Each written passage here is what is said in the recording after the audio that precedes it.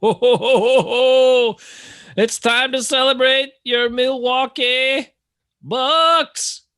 One game away from putting 50 years of pain behind us. Super excited because I think they're going to do it. Nico, Bucks. When I was raising the roof. When Giannis went down, did you believe? No. When he had the initial injury, I thought maybe he was going to miss like a year and a half. That would suck. So that would have been not only bad for this year, but it would have been maybe a closing of the window. So that was pretty scary. It was a sucky, weird injury too. I mean, it's not like, it's just sometimes your body can bend in strange ways coming down, and it sucked. He was grimacing in pain, and that was no good. But that's one of those ones that he's an elite athlete. If that was one of the three of us, we'd still be laying there. But he's a little bit better condition than the rest of us. So I don't know when. I haven't heard yet when he's going to be able to be eligible to play again. But no major structural damage was huge. Yeah, that is big. Bernard's here. Bernard, how you doing, man? Sorry we've been around for a little bit here. We took a little break, but we're back. Hope you're doing well. That's right, Go Bucks, Bernard. You got it. He's on it. Man, I got to tell you, I told you guys plenty of times that basketball is my favorite sport. I will not lie. It's just, my athletic ability in terms of playing a sport when I was growing up that I actually could play and be sort of useful at, directed me more towards football instead of basketball because I'm not that tall. I can't jump and I can't really shoot very well. So those things didn't work too great for basketball.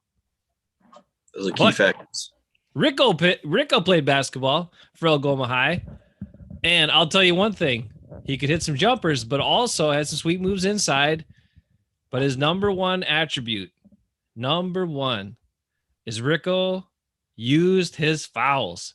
Personal fouls. He took advantage of every last one of them. Can't save them up. Might as well use them during the game. I remember one game Rick got in. And did you foul out in 3 minutes? No, I almost fouled out in under 2 minutes. It was I actually had a foul before any time went off the clock. So I think I had 3 fouls in about 18 seconds. But, somebody's got to be the enforcer, man. Somebody's got to be the enforcer. That's right. But it wasn't dirty. It was just physical. I used my lower body like your J-Lo Lopez loving tag there. Got to use your lower extremities. And let me just clarify, this is not a Jennifer Lopez that I'm loving. I'm loving BL, my man, Brookie Lopez, who I've loved for quite some time, ever since he's been on the Bucks. Appreciated him before that. But since he joined the Bucks, huge fan of Brooke, and he stepped up like a monster last night. He was the man. I have to say it. That was one of the most fun games I've watched personally for me. And I thought that watching him make a 3-pointer was one of my most joyous moments in observing basketball. But 6 dunks last night, man. And he was throwing them down hard too. He was cutting to the hole, getting the Brookie Lopez. He had me like jumping out of my chair. I was excited.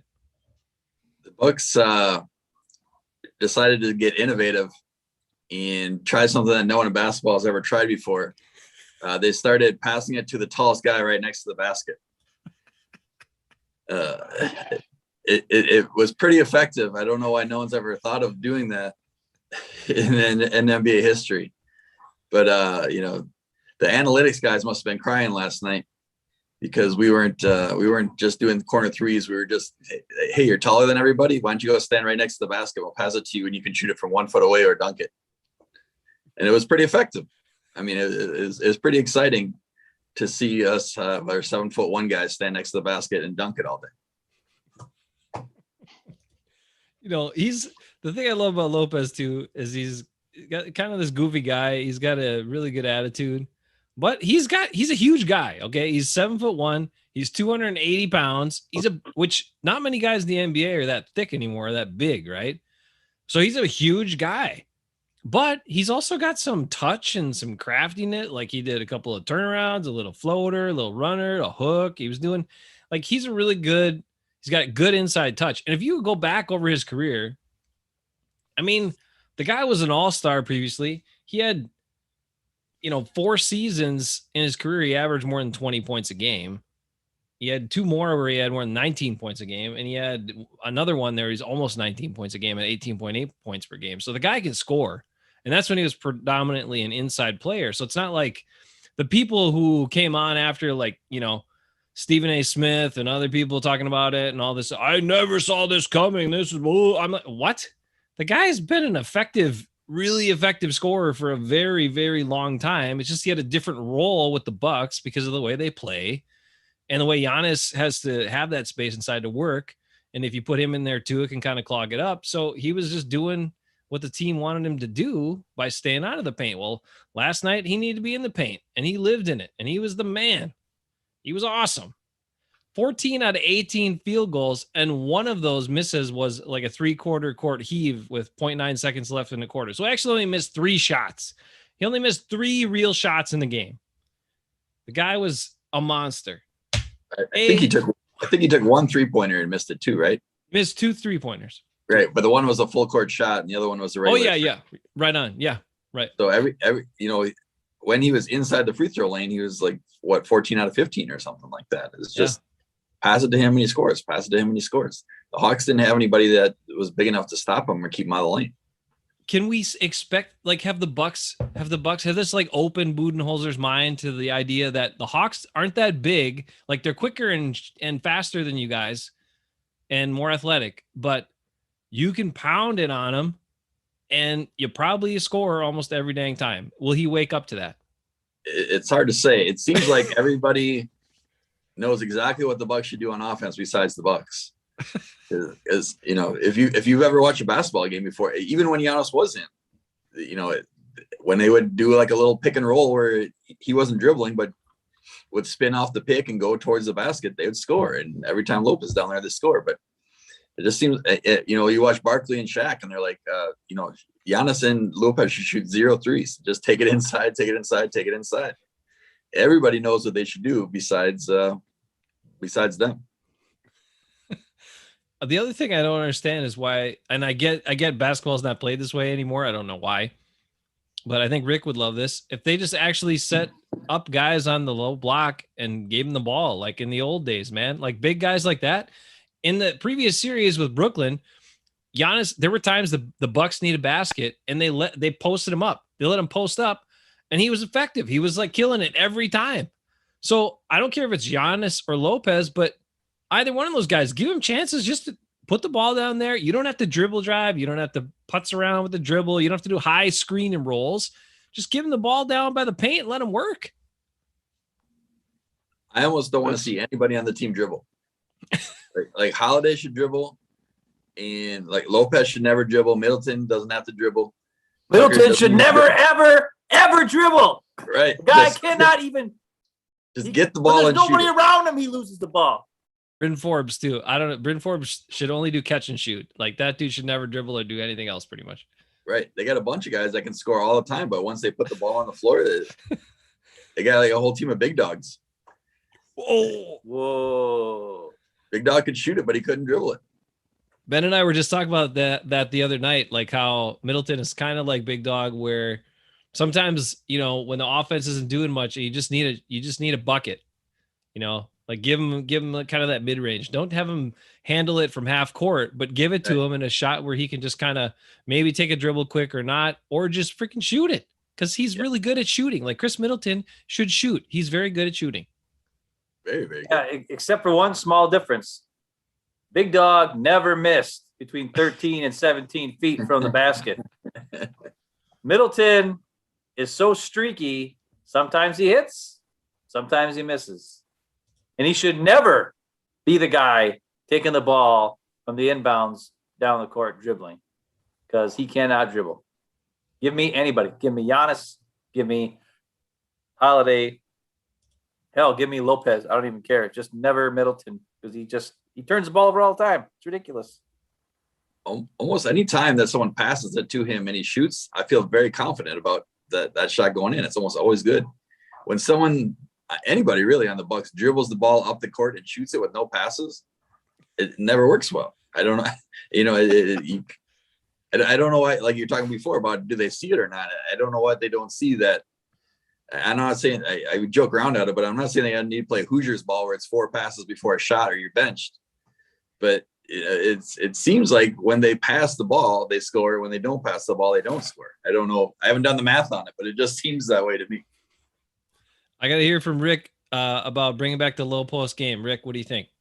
When you made the comment that it was going kind of old school, I was thinking the same thing last night, that it was more that 90s sort of offense before it became just the one-on-one isolation, dribble around and throw up a stupid shot.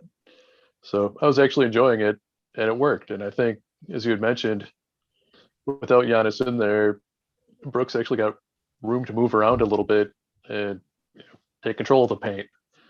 And clearly worked. And I think it's something they need to go back to if Giannis isn't going to be back. And I don't think we can expect him back for the rest of this series. So it was kind of fun to watch. And I really enjoyed watching them actually run some semblance of an offense last night instead of the third and fourth quarter of game 4, when it was just, they looked shell shocked, and it was just the dribble around, throw up a stupid shot, throw a pass that, pass to nobody, whatever. So, I think it's kind of refreshing to see them run just a simple, basic offense, play to their strengths. Use a big man. Like you said, Atlanta doesn't have the size in the middle. Lopez pretty much had his way in the paint. They need to keep going to that. And if they start doubling up on him and down low, the Bucks have enough scorers that they should have some open mid-range jumpers. They don't need to try to rely on the 3.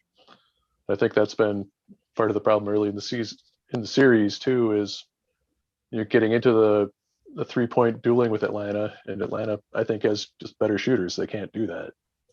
So, yeah, feed the big man. Keep giving him the rock.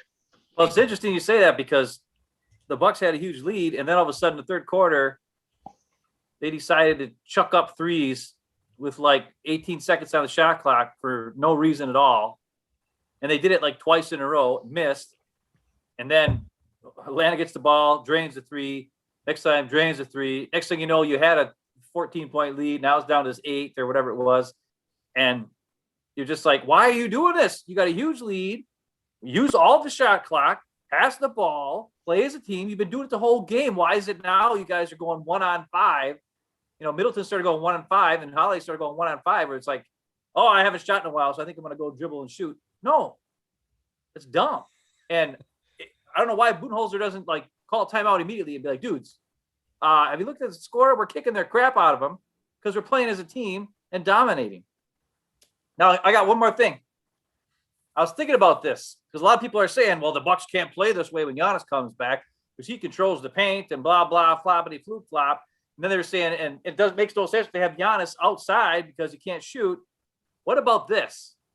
What if Giannis, is off the ball on whatever side of the court the ball's not on?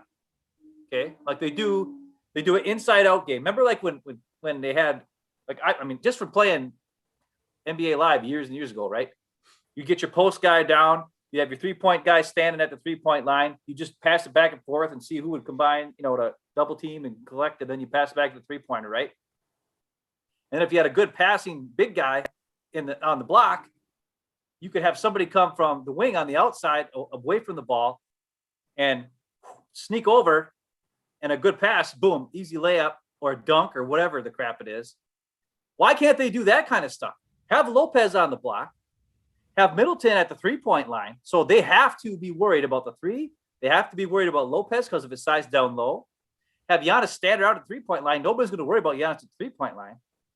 And then you can run a play. You set a pick or whatever it is off the ball. Giannis comes streaking down. Lopez, a nice little pass to him. Duncan Rooney.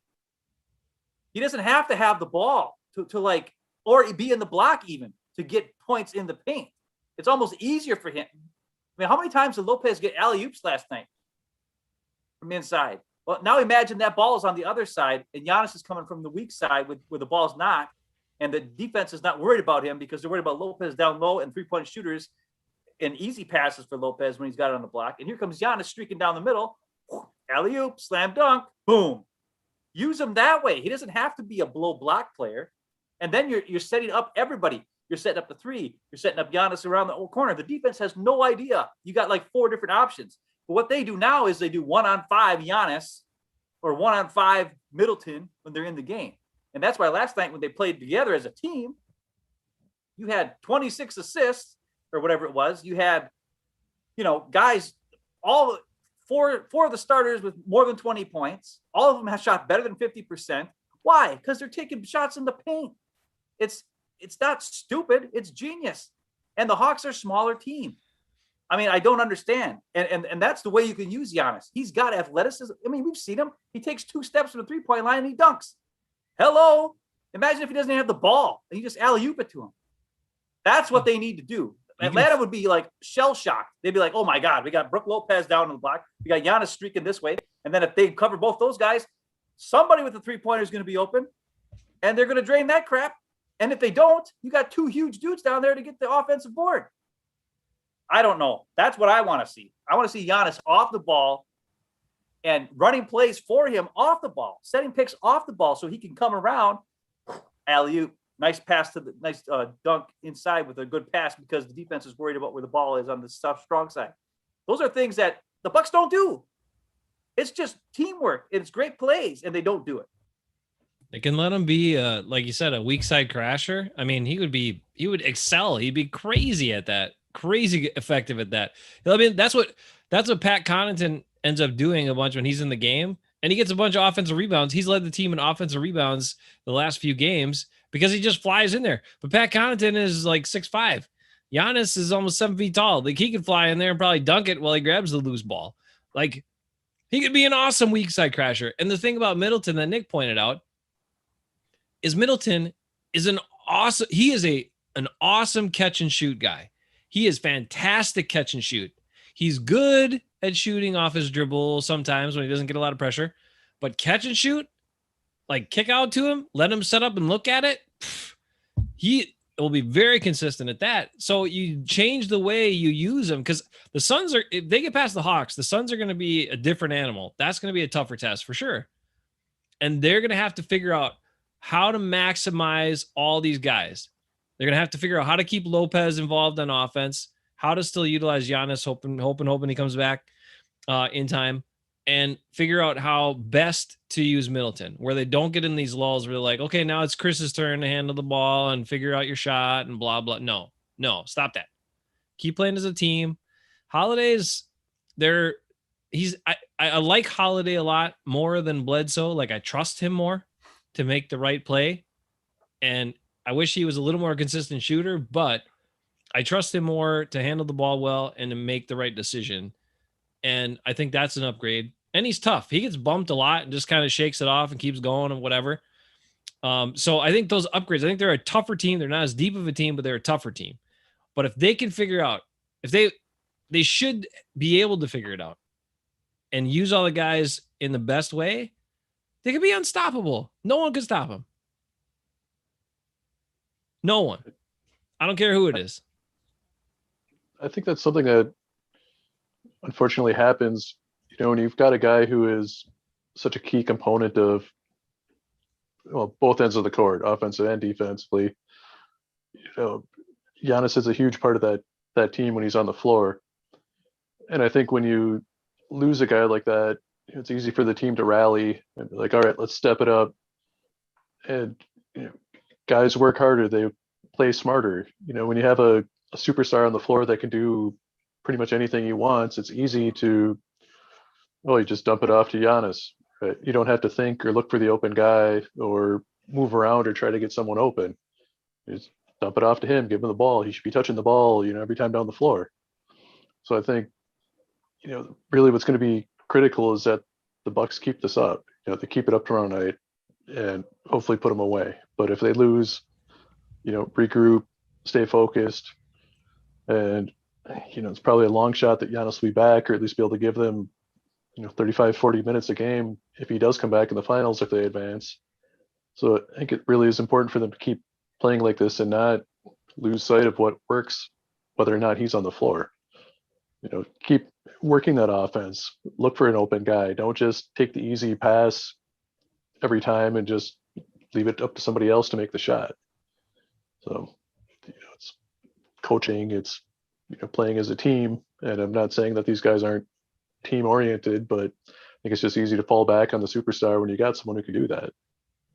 I would say Bernard brings up something that I'm sure some people have raised this question after last night's game. He said, "Do you think the Bucks are better without Giannis?" And that is a no. But what they did show you last night is they have very good basketball players that are very capable of filling different roles if Giannis isn't there. Like Giannis missed games this year. I looked it up too. Brook Lopez had okay, so just in 2021, right?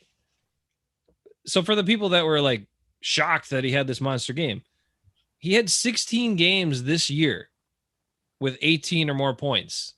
16 games where he had 18 or more points, and 9 of those games he had 20 or more points. And and he does it efficiently too. In 26 games this season, 2021. I'm not even looking at his when he was a 20 point per game scorer and all that stuff. 2021 with the Bucks. He had 26 games where he shot 60% or higher from the field. And on top of that, he's a career 80% free throw shooter. So when you relegate a guy that's 7 feet tall, 280 pounds, is that efficient to just shooting 3-pointers? That's not using your players efficiently. That's not using them the best way you should. This is the other thing I proposed. Why does Giannis have to play 47 minutes a game? Couldn't there be rotations? And the offense gets stagnant at times. Couldn't you have a rotation where, okay, Giannis is taking a seat on the bench, or maybe he's still in the game, but we're giving Giannis a different role for some offensive possessions, and now it's Brooks' turn to be the low guy or the pick and roll guy.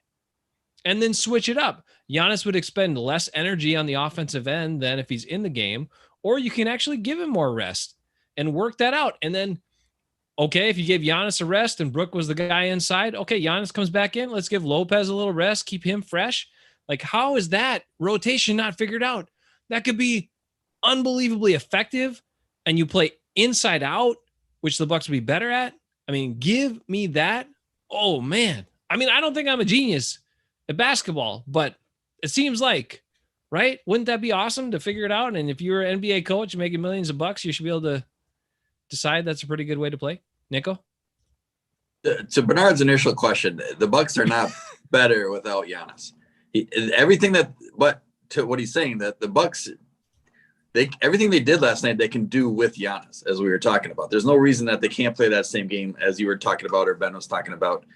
Not having him, necessarily dribble the ball. Every time that he goes towards the hoop in the playoffs last year, they put a 3-man wall up by the basket. Every time that they call it the wall, they show 3 guys stand there, 3 guys stand there. And if Lopez is in there, like Ben said, you could throw it up to Lopez for easy shots all day long, or kick it out to the guys at the 3-point line for easy shots. Giannis is going to draw attention. The thing that they're going to be missing is he was the defensive player of the year last year. And Lopez is a very strong defender. He had a bunch of blocks again last night. But having both those guys in the interior defense, that puts the Bucks over the top a lot of the times. So, all it is they just have to be smart. If they run the offense like they did last night with Giannis, it's better than without Giannis. And then on the defensive end, they're stronger. But they get, like, as you're saying, they get away from doing that offense when he's in there sometimes. That's the question. Why do they do that? Nobody knows, right? To answer the question, are the Bucks better without Giannis? Stop it. They're not. Okay, good. They're not, because Giannis has got size, he's got speed, he's got athleticism that cannot be denied. Teams are always going to be worried. He's always going to command your attention, especially when the Bucks are on the offense. Doesn't matter whether he's got the ball or not. And sometimes it's better. Like I said, it's better if he doesn't have the ball. But Nico said the key thing there, defense. When you watched the game last night, how many times? Oh my God, it drives me insane. How many times does Atlanta do a pick and roll? And then you got Brook Lopez covering a point guard who he can't cover. And he's worried about it. And he backs up and the guy just shoots a floater right over the top of him. A 7'1" guy. Why? Because he's too slow. His feet are too slow. And they do it every time. And then Middleton can't keep up with guys either. He's he's great. It's great that he's tall for a shooting guard, though he's playing small forward or whatever he's playing. But when he gets stuck covering a guard, his feet are too slow. He doesn't even move his feet. It's pathetic. You watch guys just dribble right around him. And then that intense. So then you got the guys on the offside trying to play, look out for him. If they go to cover the guy that got beat, right? Then their guy's open and that point guard, pass it to him, easy freaking play. If they don't go over there, the guy gets an easy layup. It's slow feet. And the Bucks need to figure this out. And that has nothing to do with Giannis or whether he's in the game or not. It's defensive problems. And sometimes it works where they do switch and they stick on him, but they've got to stay right up on him. Lopez can't back up.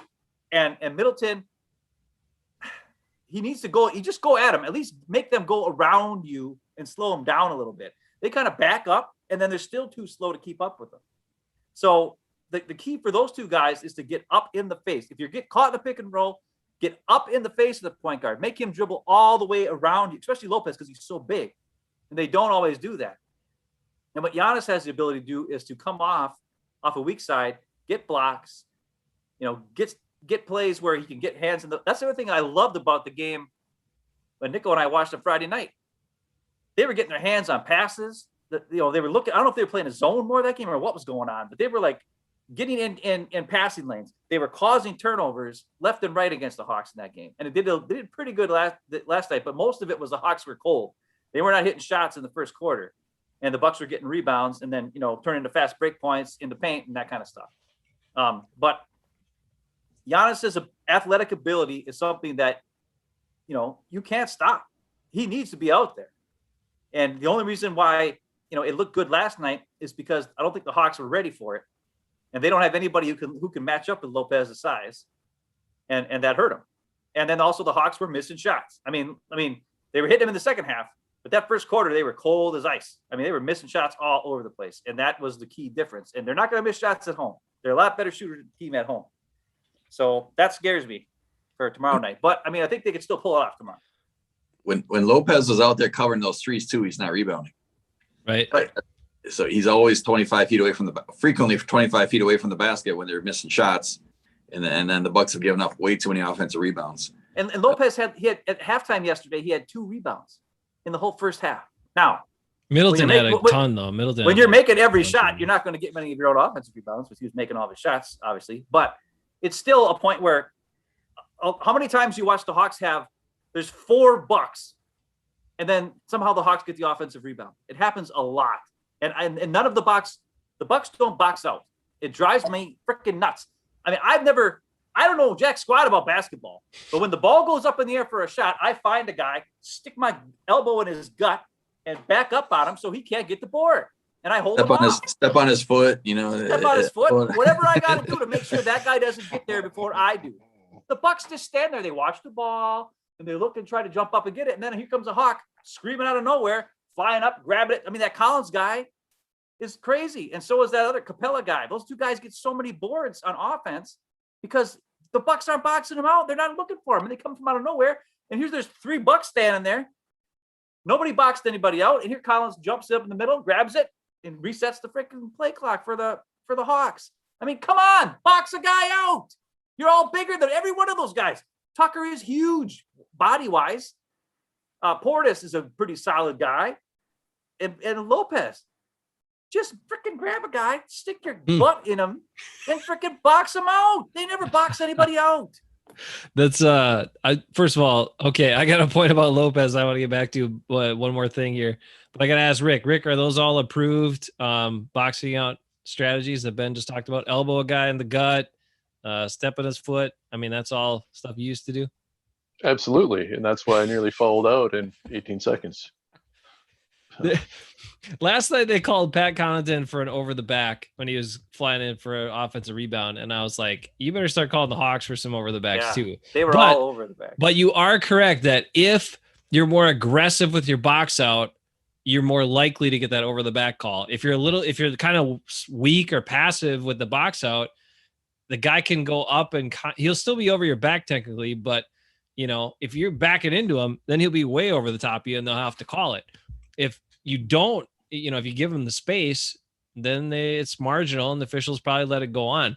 All right. One other thing that I know Ben loves about Brook Lopez is when guys are like driving down the lane, how he just kind of lead blocks or he like grabs a guy and like does that stuff so guys can get a clean layup or a clean lane and stuff. He does it all the time. It's hilarious. His moving pick in the paint area is a beautiful thing to watch. He just like kind of hugs the guy or whatever. Little slow walk down the lane. It's gorgeous. It's hilarious. Shout out to Bobby Portis last night. He had an awesome first half. He was like dynamite first half.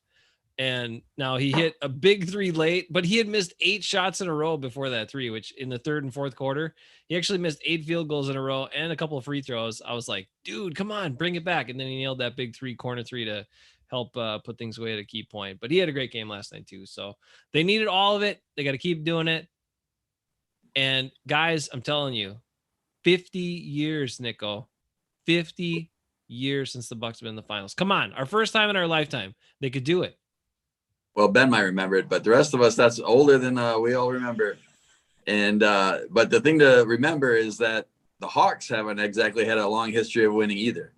Their fans are desperate for wins. They've never seen the Hawks get this close to the finals. That crowd is going to be loud tomorrow night. Game 4, that crowd I thought was in Atlanta. I got to give them credit. They were an awesome crowd. They were jumping for every basket, and they were making some noise. They were rattling Giannis on his free throws. They're going to be pumped, and the Bucks are going to have, whenever you go into a hostile environment like that, the crowd comes out with that energy. You're going to get hit in the mouth right in the first quarter. Every basket, they're going to be cheering, and you got to weather that storm and not let them get into your head and not let it get too rattled when it's 10-2 and the crowd just goes nuts and everything. You got to be able to take that punch and roll with it, because the Atlanta crowd is going to be very, very hyped. And if we, for whatever reason, don't win that game, then Milwaukee's got to match that energy into Game 7. One other thing I looked up and will point out, and that gives you some confidence that the Bucks should be able to handle any situation, is a bunch of these guys, key guys on the team, have played for a number of years in the NBA. PJ Tucker's 36. Lopez is 33. Middleton's almost 30. Drew Holiday's 31. I mean, these guys are all older, experienced players. So, I mean, Giannis is 26 at this point, but he's played a long time. So if he comes back, I mean, you're not worried about him, at any point, the moment being too big. But you got to feel like, regardless of kind of what happens, ebbs and flows of the game, I don't think these guys get too rattled. The thing they just got to keep doing is just play smart and use each other and play to their strengths. They can do all that and dribble less. One other thing Ben pointed out last night, which I thought was pretty cool, is that Drew Holiday, with his dribble, attacked different areas of the court. He actually dribbled all the way down to the baseline and drew double teams, and that left the lane open for some of those cuts by Lopez. And I hadn't really seen them do a lot of that before either, where they get all the way down to the baseline and get tucked in there. And he made some really good passes out of that. So maybe that's another place on the court they can exploit by getting down to the baseline, use a screen up high on the wing to get him to the baseline and keep that off weak side guy come and crash in. And hey, the lane's wide open. Then the Hawks don't seem to be paying attention. They might pay more attention to Brook Lopez now, but then you can, if they're paying a lot of attention to him, send another guy in that role. It can all work out. I hate to be negative, but I got to say no one negativity. Listen, okay. All right. I don't know who taught the Bucks how to do pick and roll on offense, but apparently they think that when a guy picks for them, they should go into both of the defenders. They don't use the pick ever. How many times do you watch Middleton? The guy Lopez will come to get a pick and Middleton just dribbles right into the two guys. I mean, what are you doing? It's called pick because the guy picks your guy and you go around to get open shot. They never do that. And then the Hawks do it constantly and put the Packers, oh my God, the Bucks in a bad position. And please, can Budenholzer please teach Middleton what a pick is and how to use it? Because apparently he doesn't know. But he's not the only one. There's other guys, like Holiday doesn't use it either half the time. They try to split the defense. It's like the guy comes to pick, and then they try to go. Like I don't know what's going on. It doesn't make sense. They need to watch some John Stockton, Karl Malone tape or something. I don't know. Got to go back. Just toss it on the block. Let the big guys work. Jason, do you like Brooke Lopez better than you like Ben? Yes. Oh, for sure he does. No. I got to measure all your favorite athletes by whether you like them better than your own brother. No, but you know what? I was gonna say this. I put when somebody challenged me last year to the Facebook thing, like you're, I don't know, 13 athletes in 13 days or 10 in 10 You days. did. You put a Brooke Lopez picture. I know I put Brooke Lopez on there, but did I also put Lucas Patrick on there at that time? I can't remember. I don't remember. I love Brooke Lopez as much as I love Lucas Patrick. Neither of them are as much as I love my brother, but it's my favorite Packer and my favorite Buck. Wow. Well, that's because Aaron Rodgers. Did you see him throw down? Oh my God. I'll say this: that one alley-oop where he like reached back, like way back here, and then went. That I was jumping around. Even Olivia was like, "What the heck's going on?" I was screaming and yelling. I like the cut down the lane where he like double-handed it and almost took the rim off. I thought he was gonna break the backboard. But that was when I called you and I was like, dude, what are you doing? Are you watching this crap? And you're like, no, I just got home. And I'm like, oh my God, he just missed like the best freaking Lopez dunk I've ever seen. I got caught up. I was watching the TNT overtime and I started from the beginning of the game and then skipped the timeouts and fast forwarded through and got caught up by like late second quarter. So I got to see it all. It was awesome, man. I'll say this too. I like that TNT overtime for this reason. And Livia and I were talking about it because Livia was watching the game with me last night.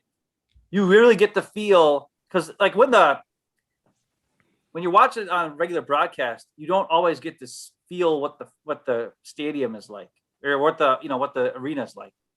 And the whole time we're watching it and Bucks fans are going nuts, like poor Bobby, you're hearing all the screams and all this. The atmosphere comes through on that TNT overtime on the NBA app. And even Olivia's like, Dad, we got to go to a Bucks game. And I'm like, yeah, we got to go to a Bucks game. So Olivia, we got a new Bucks fan here in Minnesota. Yes.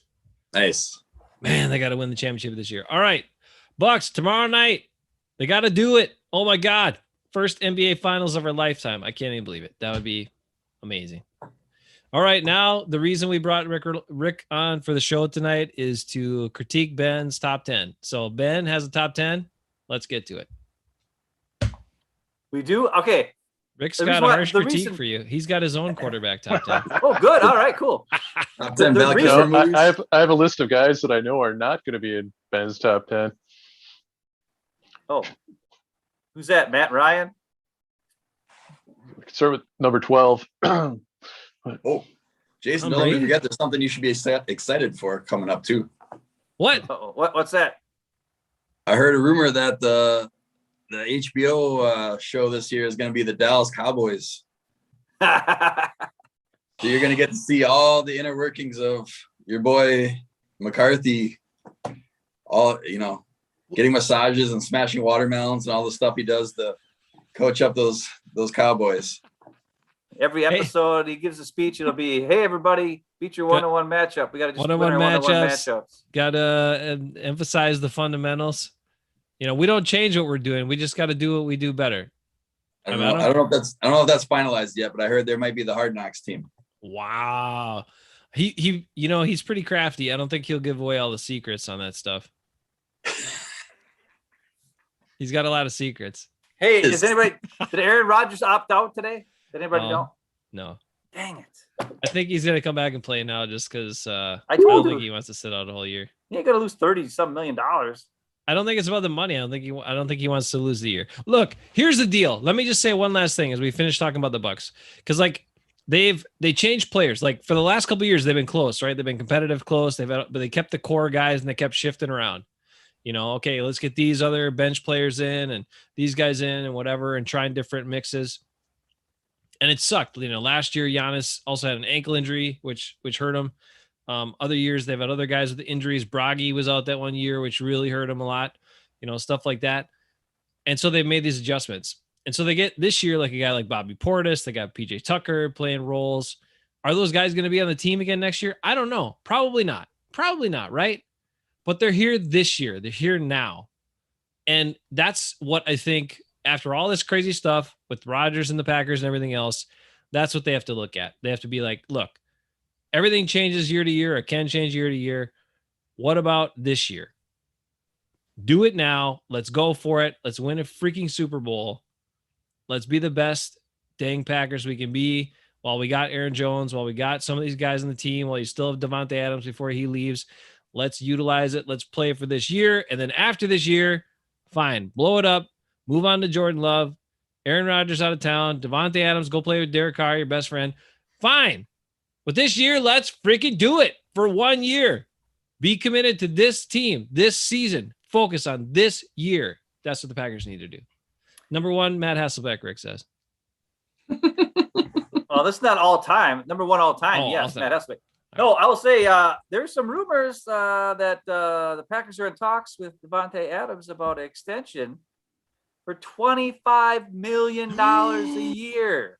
Who's on board with that? Who's thumbs Not up a on that? single person in the freaking history of the world should be on board with that. Devontae I'd say Adams might be. Yeah, Devontae is Yeah, probably right. Devontae Adams, that's about it. Are you kidding me? $25 million a year? That's more than most quarterbacks are making. We give him one of those Bobby Bonilla contracts that Still we're giving him paying on $1 million 30 years from now.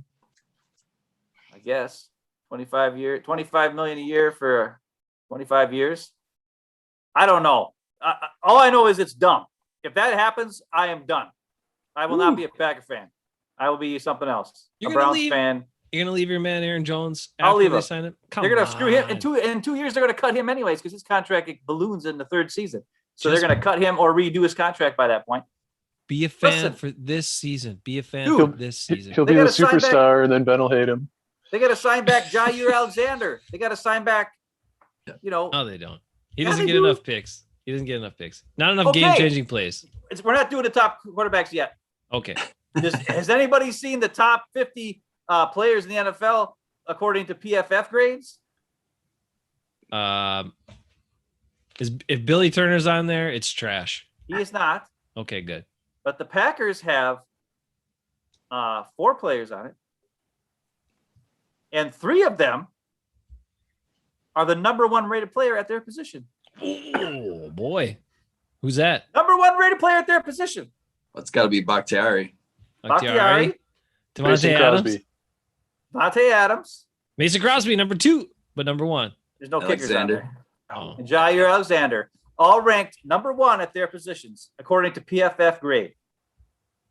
And Aaron Rodgers is like number 3 or 4 quarterback. And Aaron Jones Who's, didn't make the top 50, but they mentioned him in the honorable mentions at the end. So I was like, okay, at least he mentioned. Honorable mention. What? No Zadarius Smith? Okay. No, are you kidding me? Anyways, Hey, I heard he had another Pro Bowl season, All Pro season, or whatever it was. That's what I heard. what do we think about this? Sorry. If Jair Alexander is a number 1 rated corner, and Devontae Adams is a number 1 rated wide receiver, and David Bakhtiari is a number 1 rated offensive. I gotta get Rick's on that. Rick, Jair Alexander. What do you think about him? Probably helps that he doesn't get thrown at him a whole lot. So, I mean, you've seen enough Packers stuff, you've seen him play enough. I mean, and you see other teams, you watch other teams. Is he that good? I mean, I realize he's good, but I don't think he's as good as everyone's saying or as he thinks he is. But anyway, maybe I'm wrong. I agree with you. I mean, yes, he is good. Part of it is that when Green Bay's secondary really hasn't been good for so long, you get somebody who's good and they're going to look that much better. But then also, just based on the matchups, I think it's relatively easy for opponents to avoid him. So he's not getting challenged as much as maybe some other corners would be if they're constantly locked up on the top receiver. So yeah, I think he benefits from. Bernard mad at you with that. Bernard Matt. I ain't afraid of Bernard. Bernard's got Alexander as the second best corner on the team. Well, that might be true. That's right, Kenny King. Kenny King. No, I think he's good, but I don't know if we've seen enough to say he's the best corner in the league. I mean, is this like Yeah. the Tyrone Williams situation? Is that what's going on here? Like, no. he's Listen, self-proclaimed I'm one of the Jair top corner. Alexander, Okay, No. all right, all right. his completion percentage to receivers that he Okay. covered, or to his side of the field, was incredibly low. It was like under 20% or some insane number. So because of that, and yeah, he doesn't get picks, but balls do not get completed wherever he's over there, whether it's him breaking it up or a bad pass, or I don't know what it is. But that's part of the reason. The other reason that why Davante Adams is rated number one is PFF has part of their grading system is yards per play. Yards per play. YPP. Not yards per catch, not yards per target, yards per play. And because Davante Adams gets more targets than 2.5 guys after him, yeah, he's gonna have a lot of yards per play, even though he's getting force-fed the ball. That's the reason why. So he should not be the number one rated wide receiver. Sorry, Bernard, he's not. I gotta ask. Jair should be number one rated corner. Is it Jair Alexander or Julian Alexander? I don't understand it. That's a joke. I don't get it. Well, anybody else don't you get that joke? remember? Okay, I'm referencing the movie Big Daddy, Adam Sandler's, where Jair Alexander was highly uncomfortable speaking in front of the media and was really terrible. Yeah. And then he started wearing sunglasses for every one of his interviews, just like in Big Daddy, where he gives him this magic sunglasses where no one can see him. And then the kid was more comfortable to talk in front of people and all this sort of stuff. Did Jair Alexander watch that movie? Is that the approach he's taken to improve his interviews? And should we also now be calling him, like we do Kenny King, should we call him Julian Alexander? Nico, what do you think about all that? I would go out on a limb that he's maybe never seen that movie. And I don't think he's doing it for that reason, no. All right. Nico, what do you think about Jair Alexander? Is he like the best cornerback in the league or what? I mean, he's up there. I mean, when it's 3rd and 9, I'm not like, oh no, I hope they don't pass it to Alexander's way. You know, so there's other guys on the team that I'm like, oh man, it's 3rd and 9. I think they're going to pass it over here. So I trust them. I mean, I don't know if I'd make him the highest paid guy. You can't have the highest paid guy in the league at every single position. I mean, the NFL does have a salary cap, and you know, you can maybe have 1 or 2 of the highest paid guys at their position. You can't have 7. So I just don't. I mean, I think he's good. I want to keep him. I don't know if he's number one. He's up there, and I don't know if you can pay all these guys as much as they're all going to want. Well, then who do you pay? That's the question. Who are we paying? A 30-year-old wide receiver or a corner who's just coming into his prime? I gotta look that up. Is Davante 30 or 31? Is he 31 already? He's like 29 or something, but he's going to be 30 at the end of this year. But you know what I'm saying? I mean, it's one thing to sign an offensive tackle because we've seen guys play until, you know, and Bakhtiari's, what is he, like 29, 28, something, not quite 30 or whatever. But it's like, I mean, who do you pay? And that's part of the reason Packer fans need to understand. That's part of the reason why the Packers are, you know, they have to trade Aaron Rodgers after this year. They can't afford him. They can't afford Davante Adams. And if the Packers, for some dumb reason, give Davante Adams a huge contract extension, for sure say goodbye to Aaron Rodgers. Because they can't afford Aaron Rodgers, Davante Adams at $25 million a year, and David Bakhtiari and Jair Alexander, because they're going to sign back Jair Alexander. That is Goody's first draft pick ever that he traded up for. And Jason always says, Goody loves his guys. He won't give up on his guys, blah, blah, blah. Love his so guys. You know dang well Goody is signing back Jair Alexander. Kenny Clark, sign him back. He didn't draft Kenny Clark. Okay. I mean, I would agree that, well, I guess I would say Jair's worth keeping. I mean, he doesn't have to be the top corner in the league to be worth signing. You know, he might be, even if he signs and he's the highest paid corner that year, the next year someone else is going to be the highest paid corner. But if he can consistently and continue to be a shutdown guy, at least to the point that, fine, for whatever reason, they're not throwing his way, they're not throwing completions on that side of the field, is it worth it? Yeah. You know, the ironic thing with signing Davante and not being able to keep Rodgers, if that's what happens, is I think part of why Adams is so good or automatic is the rapport that he has with Rodgers. So if they're not both there, it's a match set. Is one as good without the other? I mean, people might argue that Rodgers is going to be that good, but how many of those key sideline catches are that communication, that rapport, that connection that he has with Adams? And that reliability, does that make Adams the best receiver? Maybe. I mean, it's almost automatic sometimes, but at the same time, he's not a deep threat. It's not something that's going to change up and break a big play. So personally, I don't think that just being a reliable third down option running it out is enough to make you the best receiver in the league and worth that much of a chunk of the salary cap, especially for several years out. So agreed. He's a excellent receiver. But he's more possession based than he doesn't have the whole package. And that the other thing is this, looking at the games, right? He's missed games. I mean, he's had injuries in 15, injuries in 17, injuries in 19, missed a couple games last year. I mean, almost every season of his career, he's missed games with injuries. So he's 28 currently. Will turn 29 during the season. How many years of a contract is he going to want? Like how deep do you go paying a guy that much money at that age who's already had missed games with injury almost every single year? I love Davante Adams. I think he's a great player, but I don't know. I'm not on board for all that. I think he's replaceable.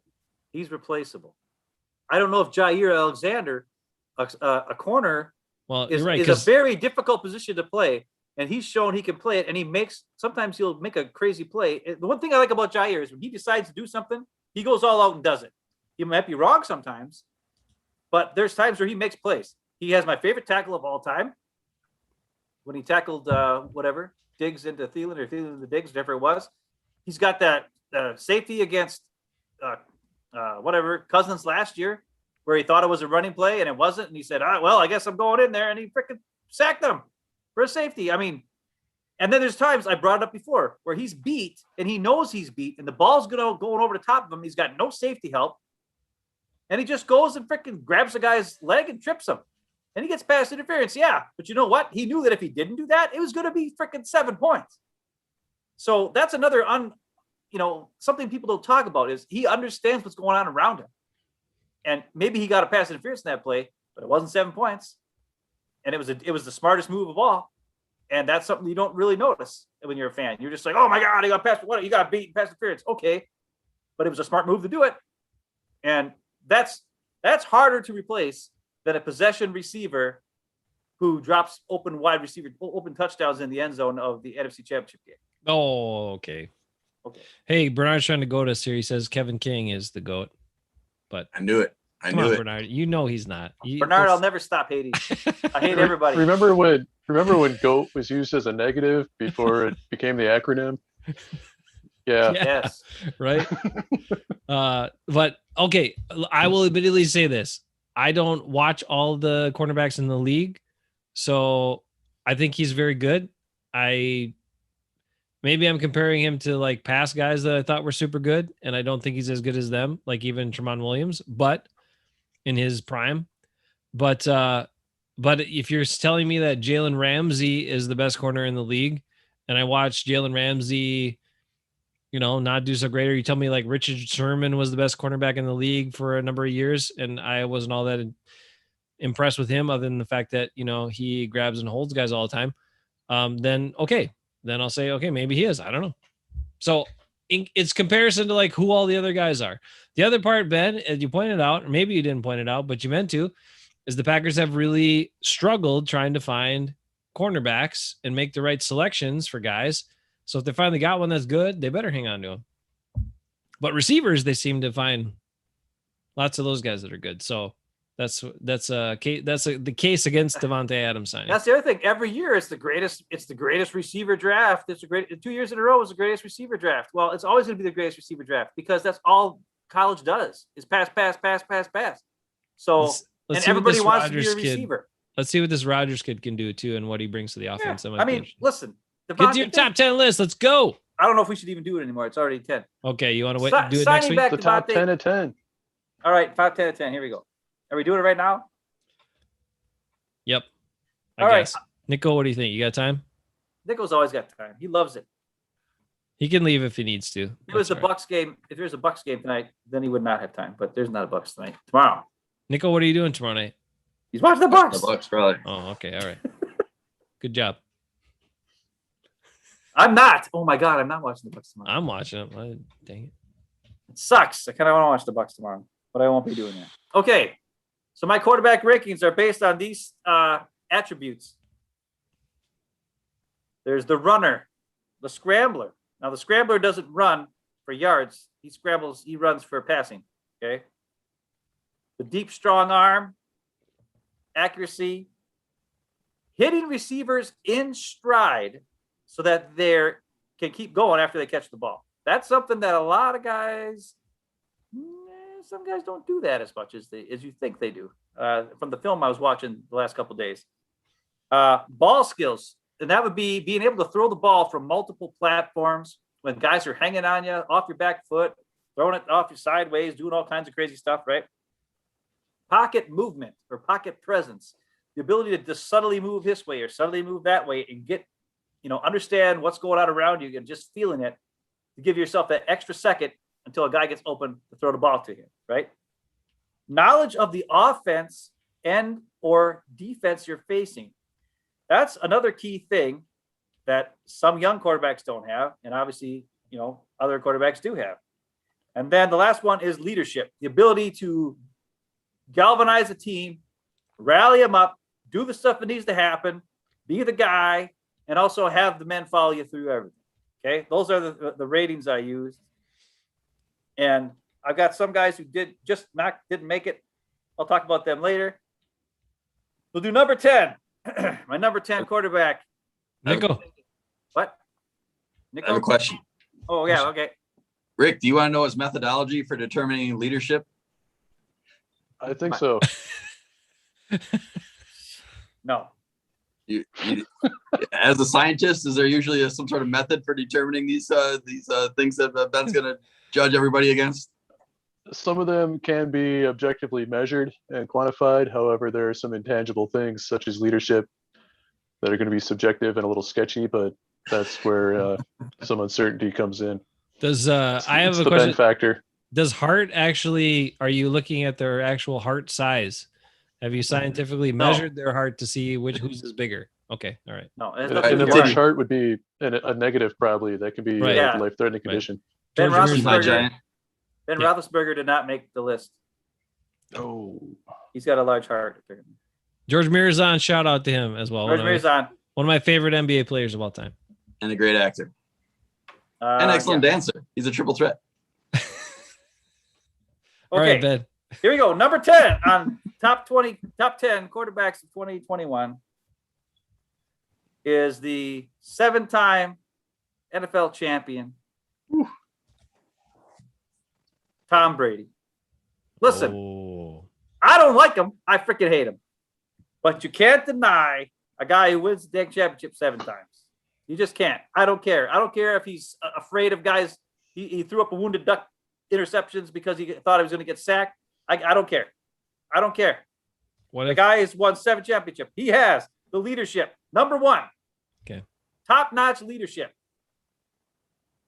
People, when he's on the team, people believe they're going to win. Period. all right. Because he keeps doing it. You don't need to make this case for Tom Brady. He's got a deep, strong arm. He can throw the ball deep yet, and he's got it. He's got accuracy, short and deep. Okay. He Yep. hits guys in stride most of the time.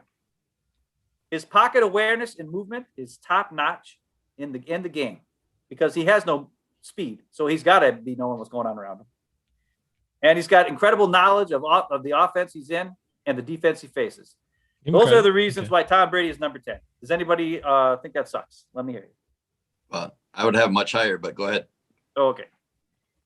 I would have him lower, but that's mostly because he benefits greatly from offensive lines that just hold everybody.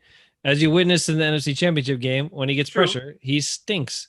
He Yeah. stinks when he does gets stink. pressured. So why don't more teams pressure him?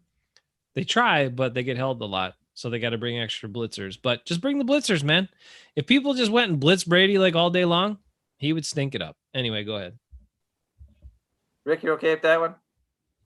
I think it provides a baseline to compare 9 through 1. However, based on some of your criteria being physical attributes like speed and scrambling, and I'm not sure how his low score there would land him in number 10, but perhaps the variable of seven championships outweighs those things, even though that Yeah. wasn't part of your Ben equation. Yeah, that's true. But Bring that's on part of Captain the Kirk. Let's go. leadership and the knowledge. Captain Kirk, let's go. Number 9, Kyler Murray. Number 9. I watched some tape of Kyler Murray the last couple of days.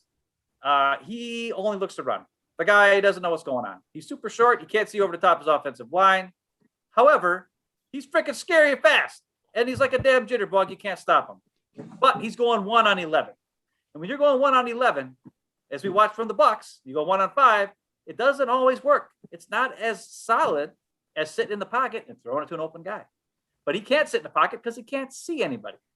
And that's the reason why he's number 9. He's got the running ability like nobody else.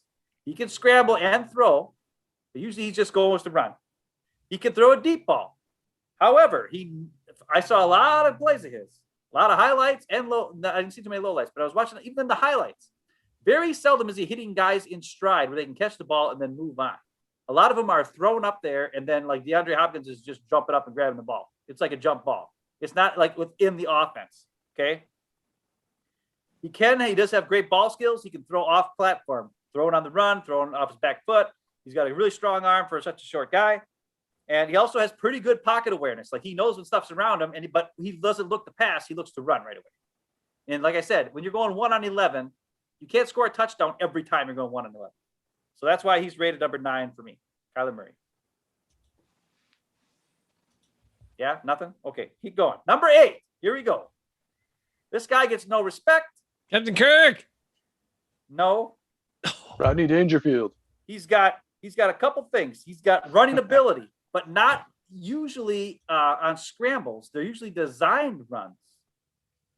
Okay, design runs.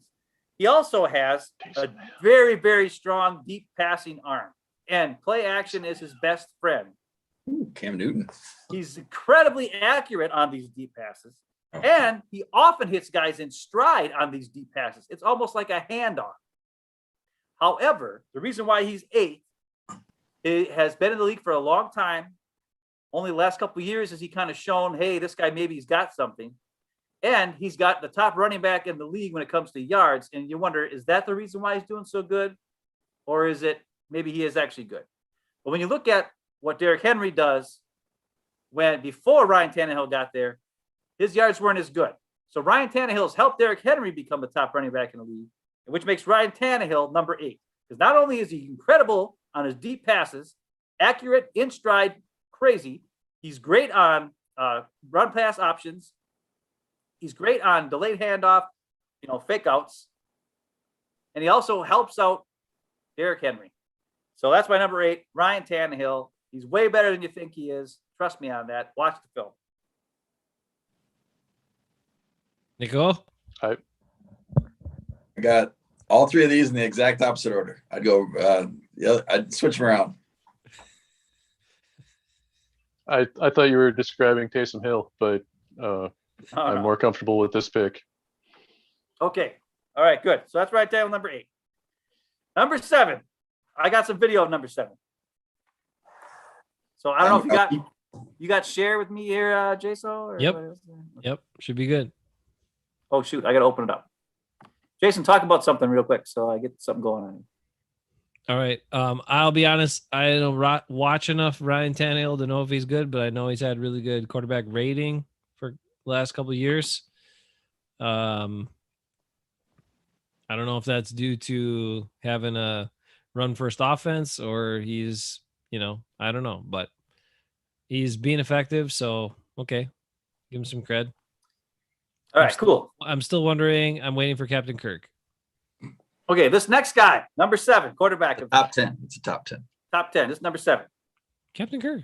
This guy has Yeah, a good, deep, top 10. strong arm. It's probably not a top 5 arm, maybe not even a top 10 arm, but it's good. He can get it down the field. Okay. He's very accurate. He's very good at hitting guys in stride so they can run with it after the catch. He's got pretty good ball skills. He can throw off target. He can throw when guys are grabbing him. The other thing he's good at is pocket movement. He kind of moves in the pocket. He can go here. He can go there. Another key attribute is his knowledge of the offense and defenses he faces. He's not a guy who takes a lot of shots, but he's very good at moving, finding that, okay, nothing's going to work. I'm going to dump it off here. Nothing's going to work. I'm going to dump it off here. And then next thing you know, boom, he takes a shot every now and again. Okay. And the other thing is leadership. He's a super awesome, cool, good guy. And because of that, he's easy to follow him and look up to him because he doesn't swear. He's a holy, holy, holy man. And I'm going to show you some video right now of this guy. Mom, you'd like this guy.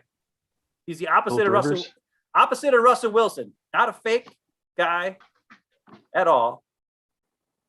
Here we go. Let's see what we got. Gardner? Minshew? Oh, yeah. Watch Derek Carr right here. Look at this. Pocket collapse, getting creamed, guy hanging on him. Look at that. Look at that pass. How did he know Darren Waller was over there? I don't know. Because he knows the offense. Watch it from this angle.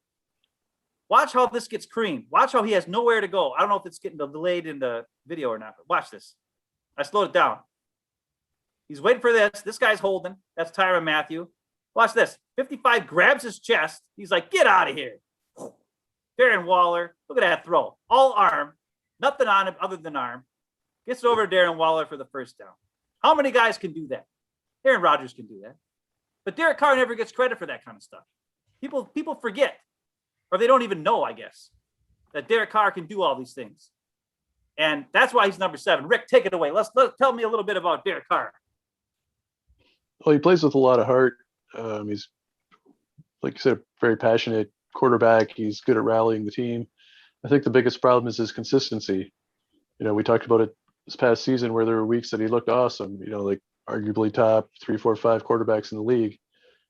And the next week comes out and it's a pretty rough game where it's just not on the same page with his receivers, just making some pretty sketchy throws. I think the consistency or lack of consistency has really been that thing that's the biggest factor in keeping him out of the like elite quarterback conversation. And I don't know if he's gonna be able to shake it. I think he's been good enough that if the Raiders want to make him the quarterback of the future for the next few years, yeah, go for it. They could be doing a lot worse. The guy's scrappy. He's a winner. They've got bigger needs on the team right now. So I feel like gives them a pretty solid quarterback to build on for the next few years while they try to figure out really completely rebuilding their offensive line, reshaping a big part of their defense.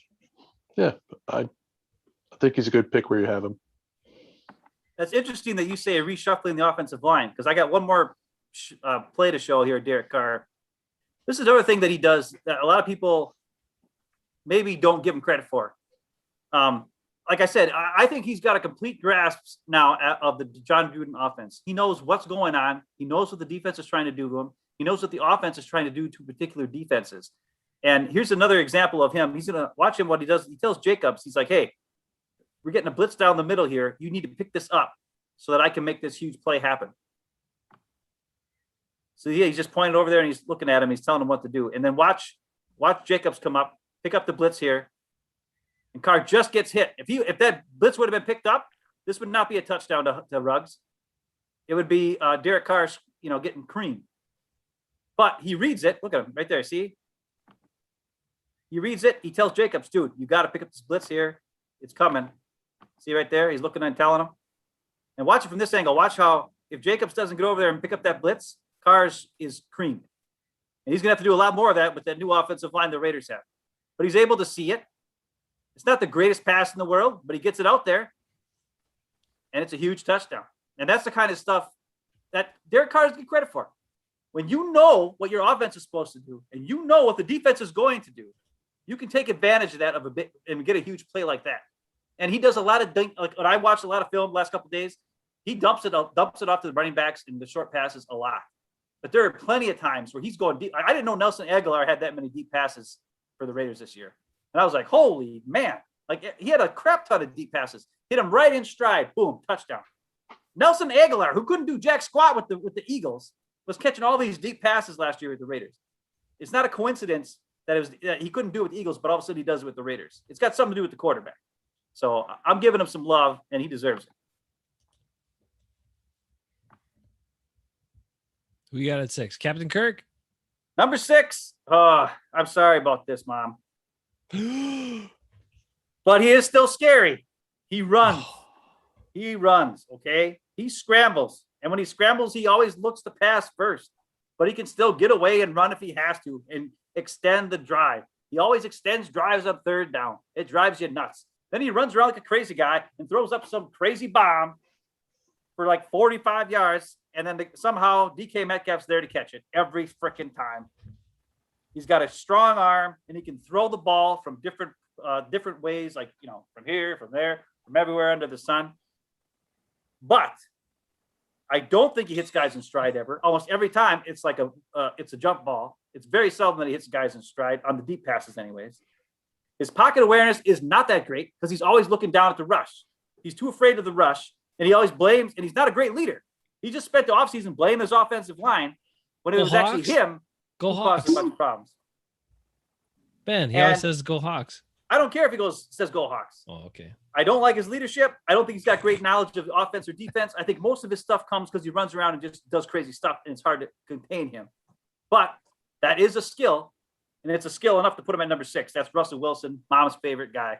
Oh, in quotation marks. He's very annoying. He's like a chicken running around. He's hard to get a hold of. He's hard to wrangle. Nico, I have a question for you. If Eckes was the Packers GM a few years ago, he would have drafted DK Metcalf. I would have too. If that happened, how dynamic would the Packers offense have been last year? It would have been something. That guy's a freak. He's like a maniac. Oh my God. Eckes was on that one. He was on it. Well, the Packers probably would have had him return punts for 2 years and then let him go. We gotta take these guys along slowly. We can't. He might not have started a game yet, so that's true. That's true. He'd still be developing. So, anyways, I kept Russell Wilson on the top 5. Not fun. Him. Kyle Hurd talks about him all the time. What else you got? Maybe I shouldn't have, but we'll see. Number 5. This guy. This is a guy who 2 years ago I was so high on. I drafted him for my fantasy football team in like round 2 or 3 or something crazy like that. That's how much I thought this guy was going to be good. But I didn't know that he was going to have Freddie Kitchens as his head coach and that he was going to, I knew that, but I didn't know he was going to suck so bad. But Baker Mayfield's my number 5. And the reason why is he's Russell Wilson with leadership. He's like crazy. He scrambles all over the place, but when he scrambles, he's looking to pass. He very seldom looks to run. And he's accurate as crap. You don't think he is, but he is. And he's got a super strong arm. He's able to throw off crazy platforms when guys are hanging on him. For some reason, he's able to get off guys, even though he's a little guy. His pocket movement's great.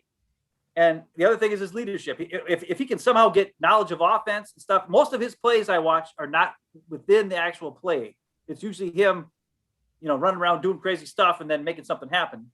Very similar to Russell Wilson. But the reason why I gave him the edge over Russell Wilson is his leadership. His leadership is top notch. I think guys want to follow this guy because he believes in them as much as they believe in him. And he's never, fake. Russell Wilson's fake. This guy is straight up, he just tells you the way it is. So Baker Mayfield is my number 5. He came on last year. When you look at his numbers, he was like a top quarterback, maybe just behind Aaron Rodgers over the last 8 games of the year last year. He was killing it. And if he can keep that up this year, you're looking at a guy who's, and then with all those offensive weapons the Browns have, he's going to be something else this year. So Baker Mayfield, number 5. Whoa. It's maybe a little higher than I'd expect to see him on a lot of lists, but I think, like you say, he'll scramble, he'll make crazy things happen, similar to Wilson. But I think one big difference between him and Wilson is that it seems more like he's playing with just this reckless abandon. Like, he doesn't care. He's just going to make the play happen, even if he gets his head taken off. It's more genuine. It's not like you were saying with Russell being a little more fake rah-rah. I think it is. He's just laying it all out there, in every drive. And yeah, it goes a long way for leadership. Top 5, well, we'll see. Maybe he really has his breakout year this year. But he's got a lot more support. The team's getting better, so maybe this is the time to turn it on and see that he's really top 5 talent. All right, Nico, you got anything to say? He's the third best guy you've said so far. That's pretty good. Yeah, he's pretty good. Okay. I'd All say right, his commercials are better. So Yeah, that gives him the edge. He's a better actor than Aaron Rodgers. I'll tell you that. Way better than Tom Brady. Tom Brady's terrible at acting. But hey, whatever. All right. Okay, here we go. Now, as far as Baker Mayfield, the guy, I think he's kind of a ding dong and a jerk, but Except he's he legit. stood up to Colin Cowherd, and that was Yeah, good. that was awesome. I mean, that's the thing I liked about him. And that's why 2 years ago I was all in on him. And then he stunk and I got super mad. And then I was like, all right, I'm done with this guy. So Well, why was he he's bad? starting to Why bring me was he back bad? again. Why did he have a bad season? Why because did he? I drafted him on my team. I know. That's right. Okay. Number four quarterback, 2021. This guy's is going to be going into his 4th year this year. He's got the running ability. He scored like 8 or 9 touchdowns last year or something like that. Maybe even more. I don't remember. He can scramble and throw on the run. He's got a crazy deep bomb of an arm. Okay. He can throw off multiple platforms. His pocket movement is very good. Mostly it's because he's so huge that he just shrugs off guys and then just drills it. And he's another guy who he's got all the things there. I don't know about his leadership yet. He's kind of a quiet guy, but his team depends so much on him because they have 0 running game. And that's Josh Allen with the Bills. He's huge. He's got a huge arm. He's got a bunch of offensive receiving weapons on his team with no running game at all. And that team goes as far as Josh Allen can go. And he proved he can go pretty far last year. He was their best rushing guy and their best passing threat. So when you add that together, he's pretty much a one-man team, when it comes to that sort of thing. And you can't beat that. But he's got a few things, leadership, maybe knowledge of the game, stuff like that. He doesn't always hit guys in stride. A lot of times it's kind of just throw it up there and hope that Diggs jumps up and grabs it and stuff like that. So he's got to work on some of those things. And he still once in a while do some of those dumb bonehead Josh Allen, throw it into a triple coverage like a ding dong. But he did that way less this last year than he's done in the past. So Josh Allen, number 4 quarterback, 2021. What do you say? Nothing? I'll say he's Good. got a great teammate in Micah Hyde that can help with leadership. That's true. And he probably relies on Micah Hyde to be a good leader. I think. Okay, before we get to the top 3, I'm going to go over some guys who didn't quite make it. Just real quick. Number 13, Dak Prescott. I think Dak Prescott has got a lot of great tools, but he's way too many incompletions. He kind of doesn't always throw the best ball. But he's athletic and he's fast and he's got a great arm and he puts up a whole crap ton of numbers, usually because his defense was so bad last year and he got hurt. And when you're running around like that, you're going to get hurt. So it might happen again. So I can't put you in the top 10 if you're hurt. Sorry. Hold on. What? You're crediting all those numbers to his terrible defense? Well, How when you're about- losing that bad, how about- the other opposing defense plays off. How about quarterback guru? No. All right, number Okay. 12. Number 12 is a guy I used to compare to Matt Hasselbeck, but the more I watch him, I realize he's not even close to Matt Hasselbeck. That's Kirk Cousins. Listen, when you watch him, when the play works perfectly, the guy's got a crazy arm. The guy is incredibly accurate. The guy throws it to dudes in stride. He has a knowledge of the offense and the defense he's going up against. But when the freaking play breaks down, he freaks out and sucks. And it's like, that's something that, to be honest, the guy who's closer to Matt Hasselbeck is Derek Carr. Derek Carr is more like Matt Hasselbeck to me. Kirk Cousins is not, because when the play breaks down, the whole Vikings team breaks down. And then nothing happens. When everything goes right with play action, if Dalvin Cook's running, the team's running, Kirk Cousins looks great, but I can't put him in my top 10 when half the time the play breaks down and you look like a schlub. I just can't do it. So he's number 12. Number 11 is a guy who was MVP just a couple years ago. And that's Lamar Jackson. Listen, when you can't throw the ball that great, you're not going to be a top 10 quarterback. I don't care how fast you are. I don't care. It's the same thing like with Kyler Murray. You're going 1 on 11. You can't win ball games when you're going 1 on 11. He needs to improve his passing, but obviously his running and his scrambling, and his arm is super strong, but he doesn't have the accuracy to go along with the super strong arm. And the decision making is not always the best. So I can't put you in my top 10 either. That's how Tom Brady made it. It was down between Tom Brady and Lamar Jackson. And so what your answer to Rick's question when I said Tom Brady was, well, his leadership and all this stuff, I guess that's how he made it over the athletic ability. Yes, I value leadership, knowledge of the offense, accuracy, hitting guys in stride, because you're playing 11 on 11 then. You're not playing 1 on 11. And that's why Tom Brady edged out Lamar Jackson for 10, and then Lamar Jackson was 11. So I don't know what you guys think about those 3 guys. They didn't quite make it. But that's the way that goes. Now we go to number 3. Oh. And I know I'm going to take some crap from Bernard. I'm going to take some crap from my brother because he loves him more than me. But I don't care. He's still a great quarterback, but he's not a top 2 quarterback in the NFL. I don't care if he was MVP. It wasn't because he was the best quarterback. It was because he had the best offense. And it's Aaron Rodgers. Can he throw a deep ball? Hell yeah, he can. Is he accurate? Hell yeah, he is. Does he have a super knowledge of the game? Oh my God, he does. Does he have the ability to scramble a little bit and throw on the run? Heck yeah, he does. Does he have what else did I give him? Ball skills? Oh my God, throw it off a platform, throw it off his back foot. Though sometimes it leads to problems, inaccuracies. When he throws off his back foot, it happens. But that's to avoid injury, though. You know that. I know it is. Yeah. And we all know why I have to put him at 3. Because unlike the top 2 guys I have here, Rodgers will not throw the ball into a tight window unless he absolutely has to. Game is on the line. He doesn't want to throw picks. He doesn't want to do it. And I watched a bunch of highlights this last couple of days of all these different quarterbacks, and they're throwing to guys like it's open, but not really open. Like it's just because the defender's not looking. And here's the ball right there. And I'm like, wow, what a pass. I haven't seen Rodgers do that in like 4 or 5 years. He just doesn't do it anymore. He does it a couple times with MVS, only along the sidelines, because he knows that if it gets dropped, it's going to go out of bounds and not be a pick. But he very seldom does it in the middle of the field. And a lot of times he only throws when he knows the guy's wide open. He doesn't like throwing in tight windows. And that's a detriment. I'm sorry. You're not going to be a top quarterback if you're not taking shots when your team needs you to take shots. But otherwise, he is awesome. He is super knowledgeable. He's got a crazy accurate arm. He's got a great deep ball. All the things are there.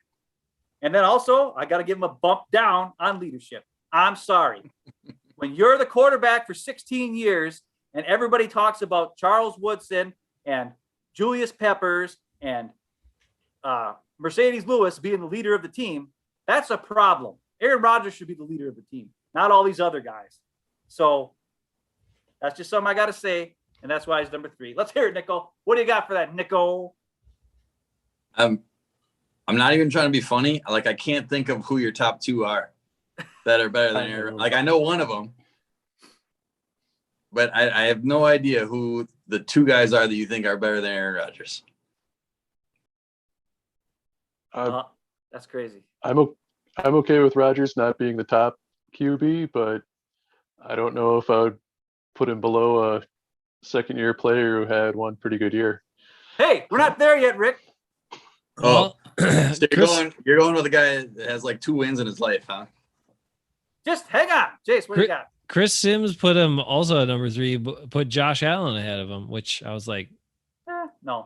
But Chris Sims is enamored by athletic ability, off schedule plays. Yeah, I am not. So when he makes his list, like he heavily weighs guys that make a bunch of off schedule plays. And this past season, 2020, Aaron Rodgers even talked about how he wanted to play more on schedule. It was a concentrated thing that he saw, and he did it. And what happened? It was successful. Yes, when he got rid of the ball in 2.5 seconds, and he played on schedule and he threw the ball on time, hit his back foot and let it go, he was the freaking MVP. He had one of probably the best year of his career. So I mean, come on, play. Yes, the ability to still make awesome plays, but playing on schedule when all the plays work, that's the best way to play. Right. And that's why he's better than Josh Allen and Baker Mayfield and Russell Wilson. For sure. You know, those other three guys may have more talent at this point, or like, you know, athletic talent or whatever, but Rodgers still beats them because knowledge, accuracy, understanding of the defense, able to throw the ball off any platform, incredibly deep, strong arm. And the other thing too is quick release. Rodgers has one of the quickest releases around. So if he recognizes the guy's open, it's gone. Problem is he doesn't always anticipate, because he never had to. He doesn't ever had to anticipate. So that's part of the thing too. Well, and you said, and a lot of times he's looking for Devontae to get open. It takes Devontae a little time to get open. So when that's your first look, you're automatically going to be a little bit delayed. So the Packers have to fix that if they're going to do something. I think the way things have transpired that he is going to come back and play this year. And I'm hoping that the Packers come out and just make this joint statement like they said. And they're like, look, we're focusing on 2021. Let's play football. Let's try to win a Super Bowl. And the other reason why he's 3 is because, I mean, it looks to me like he hasn't been working out much this offseason. I hate to say. Hopefully in the next month he's getting there. But noodly arms like Brady, the skinny arms. He's spending way more time in Hawaii and hosting Jeopardy, and he's not throwing any balls. Last year he was working on his glutes and his legs and doing all these power squats and stuff and getting ready. And before the season started, all off season, he's not working on nothing this year. He's lost a bunch of weight. And how is that going to affect his play? I don't know. But he's still he's still awesome. I mean, as much as I give Rodgers crap, he's still freaking awesome. So, but the other reason why he's 3 is he might not be a Packer. He might be a Bronco. Who knows? Okay. All right. So there you go. Here we go. Number 2. Number 2, my favorite number. This guy can run. This guy can scramble. When it comes to throwing the ball off platform, this guy threw a pass this last year. He was horizontal. I was like, how does he even throw that? I don't even know. He's got crazy ball skills, crazy deep. His pocket movement is nuts because he runs backwards 15 yards before he starts to even throw the ball. But apparently that's okay. His knowledge of the offense, defense, okay. His leadership, very good. A lot of guys like to follow him, even though he sounds like Kermit the Frog. And that's Patrick Mahomes, the number 2 quarterback of 2021. That's right. I said it. Number 2. And you know why he's number 2? Because I watched the tape, everybody. He doesn't always hit guys in stride. I got to say it. He doesn't always follow the offense. And I think Rick can know from a couple of the Raider games. When you play back and play zone, he gets a little antsy. He wants to take some shots, and he gets a little nervous. And those 2 Raider games, he almost lost both of them. If it wasn't for that one time with that stupid safety, thought he was going to run for 40 yards with no timeouts, and came out of the end zone and left Kelsey wide open in the damn end zone so that he could throw it to him. Otherwise, the Raiders would have won that game too. So he can be rattled. And he's not always hitting guys in stride with accuracy that way. But he is a crazy playmaker. He can do things that nobody else can do. That pass in the Super Bowl where he was horizontal and somehow threw that to the end zone and the guy dropped it or whatever, I was just like, oh my God. What more could the guy do? He had no help. No help blocking. Guys are dropping balls. Kelsey dropped the ball. Hill dropped the ball. All those guys drop balls. And Patrick Mahomes can't do it by yourself when he's running around like a crazy person and those guys dropping balls. But he's number 2. And he's number 2 because I don't think he has the abilities that number 1 has. And people are saying I'm crazy. Rick says I'm crazy. Nick says I'm crazy. Jason says I'm crazy. I don't care.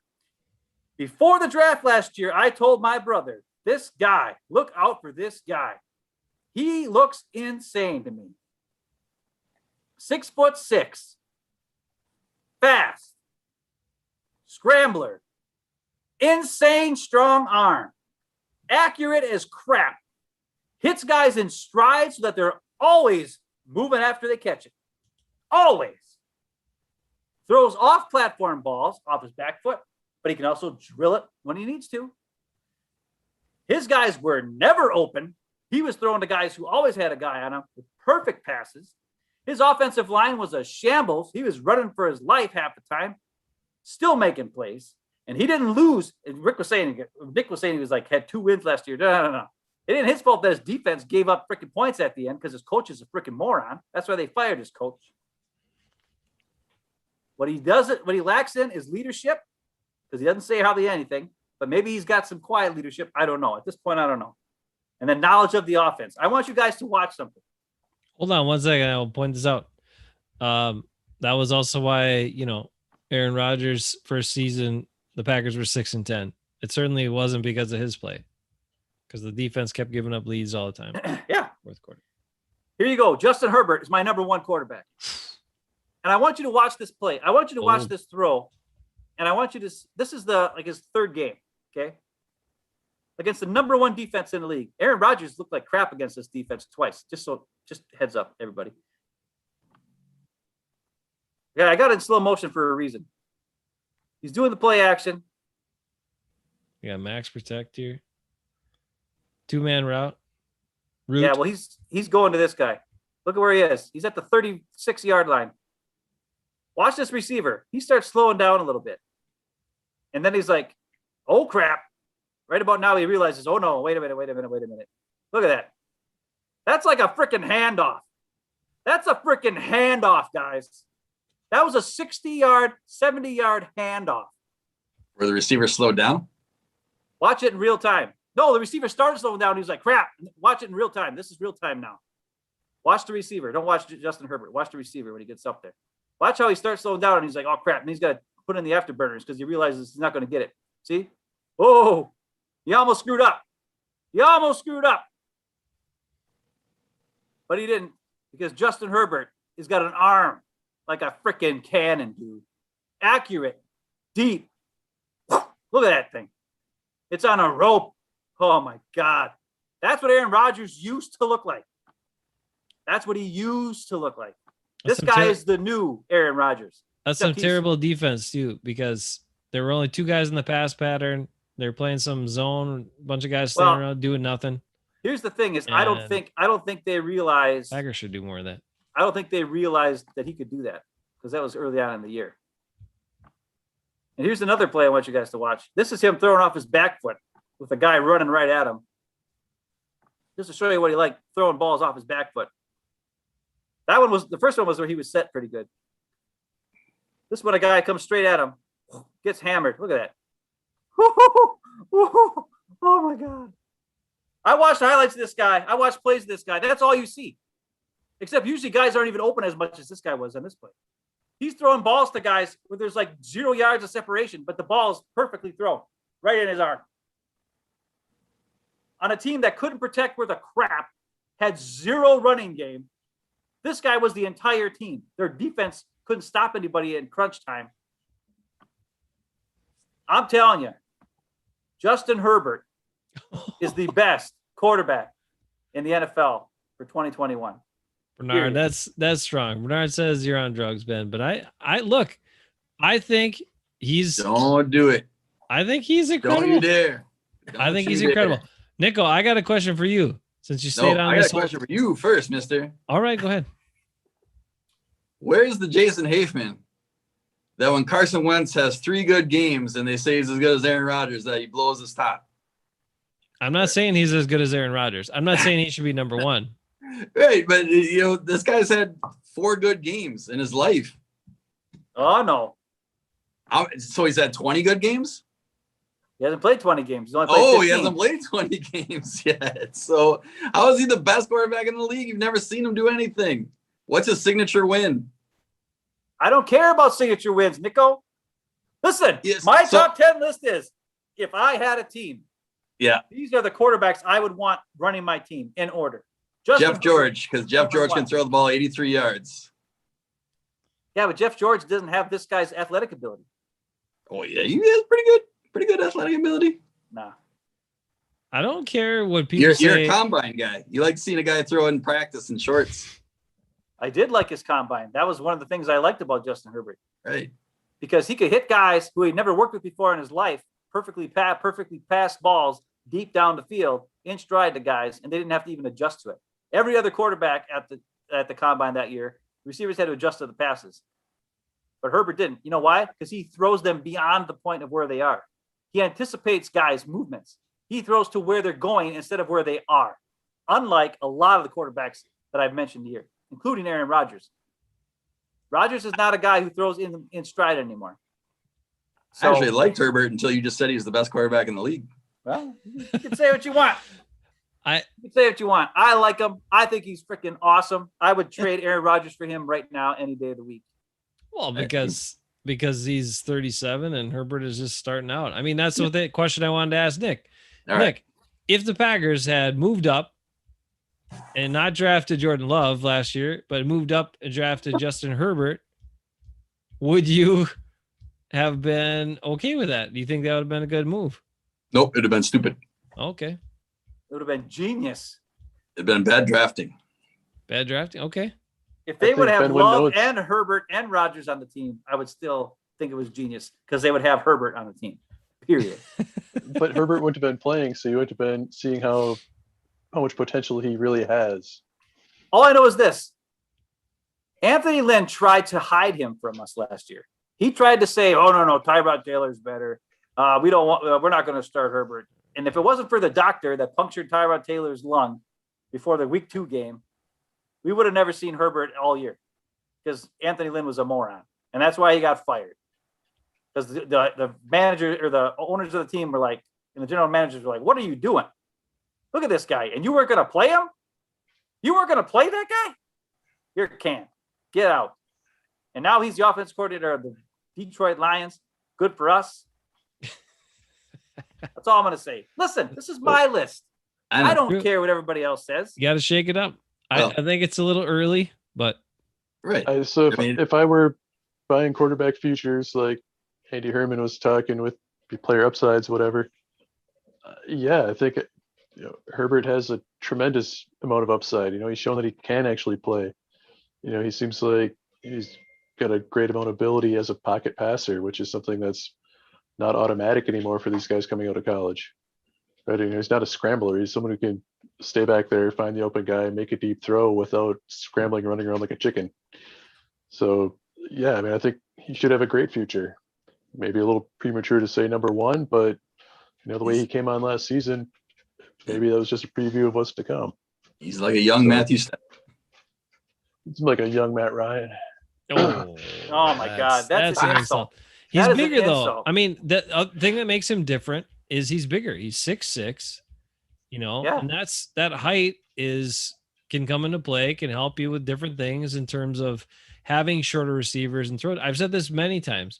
One of the reasons the Packers, I don't think have as good of have as good of a draw with short receivers. Now Cobb was a little different, but even when Aaron Rodgers used Randall Cobb, he kind of had to find windows to throw the ball to him because Aaron Rodgers is not that tall. When you have a taller quarterback, and Tom Brady does this all the time, they can actually throw kind of down to the short receivers on shorter pass routes, and it works. And Herbert can do that because he's 6'6", and that's great. Now, I don't think he's number 1. I actually don't think Mahomes should be in front of Rodgers either. I get that everybody loves Mahomes, all enamored by the fact he can throw the ball when he's sitting on his butt or whatever. I don't care. Great. That's awesome. But I don't think he plays quarterback as well as Aaron Rodgers plays quarterback. I just don't. He has more talented guys to throw to. But like what you said, when he runs back like 15 yards and spins around, does all this crap before he throws the ball, that's not playing quarterback better than one guy. That's making some crazy plays. Great. But it's not really playing quarterback better.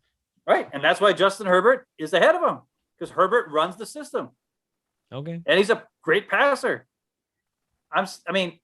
Listen. I think Herbert is very good, and I think he's got a chance to be like awesome. Like take the league by storm awesome. So the biggest difference for me is he had to pull the trigger because his team wasn't as great. And Rodgers sometimes doesn't pull the trigger. And Mahomes, I think, doesn't run the offense. Sometimes just runs around all crazy. So you know me. I like a guy who runs the offense. That's why I like Derek Carr as much as I do. You know, and that's why I like Kirk Cousins, except when the play breaks down, then he stinks. Kirk Cousins. But you know what I mean? And it's my value traits.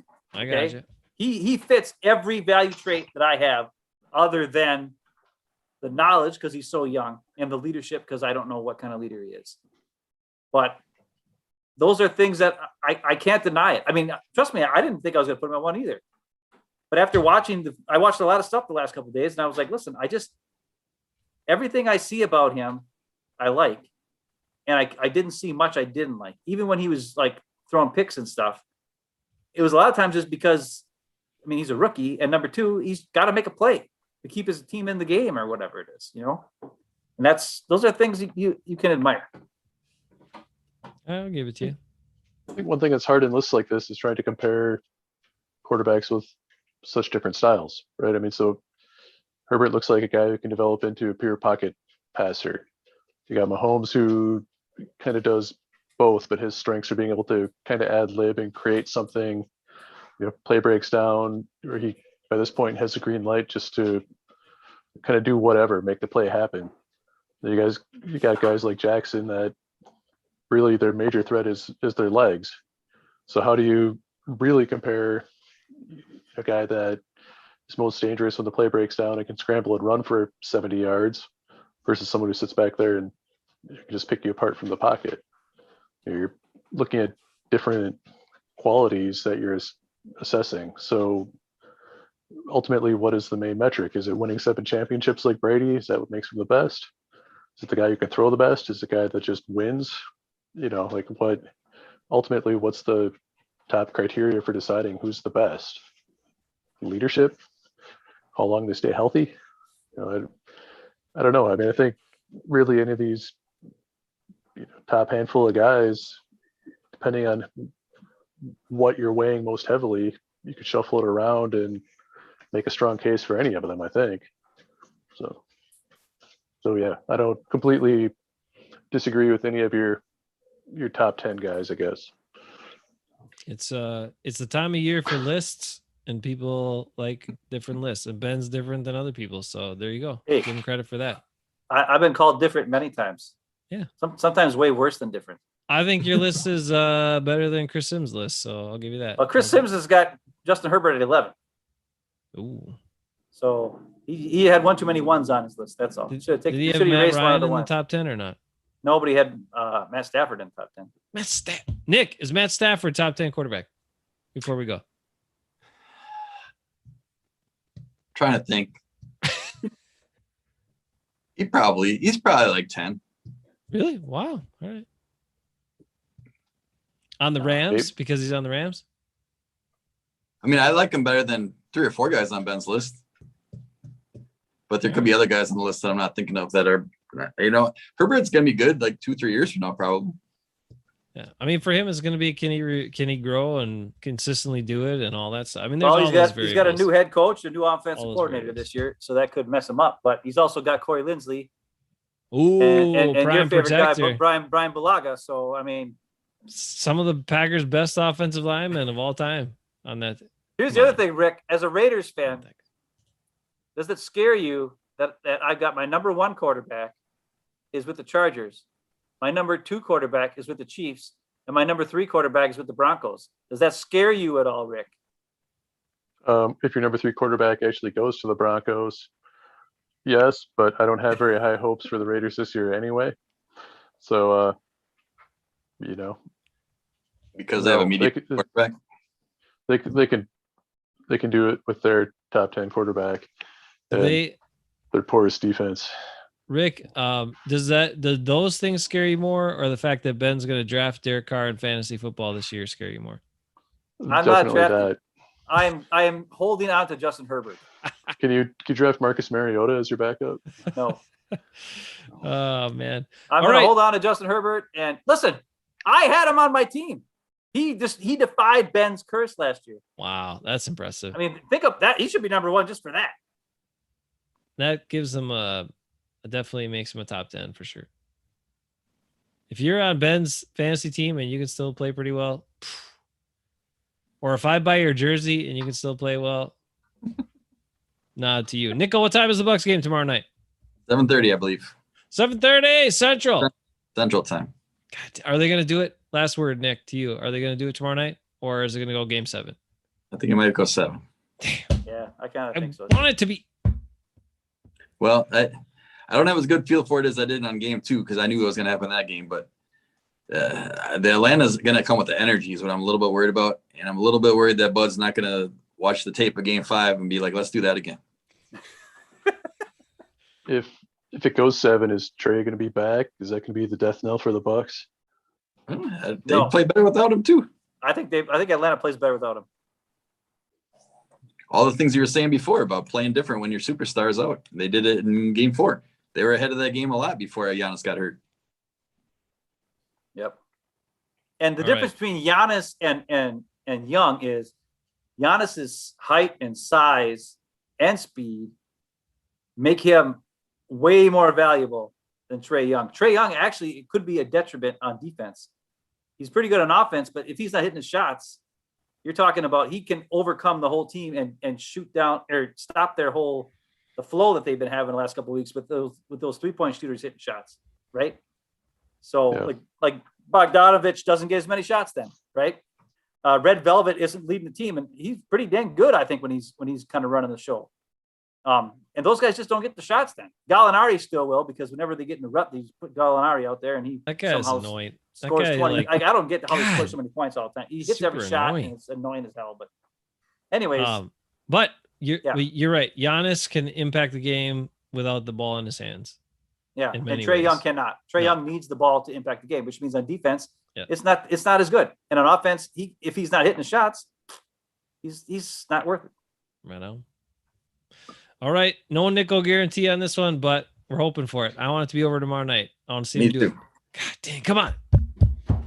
By the next time you do a show, the Bucks could be in the NBA Finals. Holy macaroni. First time in our lives. Go Bucks. Let's do it. All right. Thanks everybody for hanging with us. That's been top 10. That's Go Bucks. Tomorrow night, maybe NBA Finals.